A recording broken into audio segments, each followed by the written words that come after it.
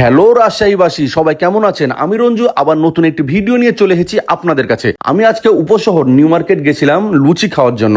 আর একটা কথা না বললেই না, রাজশাহী শহর কিন্তু এখন দিন দিন লুচির শহর হতে চলেছে। কারণ যেখানে যাচ্ছেন সেখানে দেখছেন লুচি কেউ না কেউ বানাচ্ছে। এর জন্য লুচি যেখানে তৈরি হচ্ছে আমিও ছুটে যাচ্ছি সেখানে। রাজশাহী মিষ্টি বাড়িতে কিন্তু লুচির সাথে মিষ্টি ফ্রি দিচ্ছে। আর এই মিষ্টি ফ্রিটা কিন্তু আপনার 2 থেকে 3 দিন হয়তোবা ওদের প্রোগ্রাম ছিল, এর জন্য আমি এই প্রোগ্রামের দিনেই গেছিলাম। আর এই লুচিটা কিন্তু আমার টেস্ট লেগেছিল, কারণ প্রায় লুচিটা প্রায় দোকানেই খাওয়াতে টেস্ট লাগছে। আর এই মিষ্টিটা যেটা দিয়েছিল ফ্রি মিষ্টি, যেহেতু ফ্রি মিষ্টির মতোই ছিল।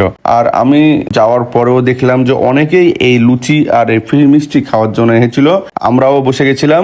আর এখানে কিন্তু আপনি লুচি বাদে রাজশাহী মিষ্টি বাড়িতে দই পেয়ে নিবেন, বিভিন্ন রকম মিষ্টি পাবেন। এমনকি এদের একটা ব্র্যান্ড আছে যেটা আহার, আর আহারের চানাচুর আছে, তারপরে আপনার ক্রিপসি আছে, আরো অনেক কিছু আছে। আর এখানে কিন্তু আপনি ওই বিভিন্ন রকম রসমালাই পেয়ে নিবেন টাটকা, আর আপনার দই আছে, তারপরে আপনার টক দই আছে।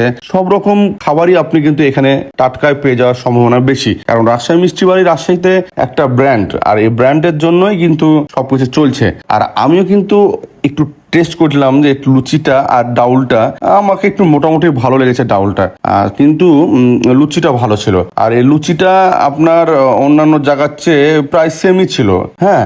কিন্তু আমি এই মিষ্টিটা খেয়ে দেখেছিলাম, আর মিষ্টিটা তেমন আমার ভালো লাগেনি, কারণ ফ্রি মিষ্টি, যেহেতু ফ্রি মিষ্টি যেমন লাগে তেমনই লেগেছে। আর আমি অফারে গেছিলাম, তো এই অফারের জন্যই আমি মিষ্টিটা পেয়েছিলাম। কিন্তু মিষ্টি কিন্তু আপনারা পাবেন না, কারণ অফার মনে হয়তো শেষ হয়ে গেছে। ওরা 3 দিন না 4 দিন অফার দিয়েছিল এই ফ্রি মিষ্টির, এই লুচির চালুর জন্য। আমি আরেকটা জিনিস দেখলাম যে এখানে রাজশাহী মিষ্টি বাড়িতে অনেকেই আসছে এই লুচির জন্য, আর এই লুচি অনেকে পার্সেলও নিয়ে যাচ্ছে।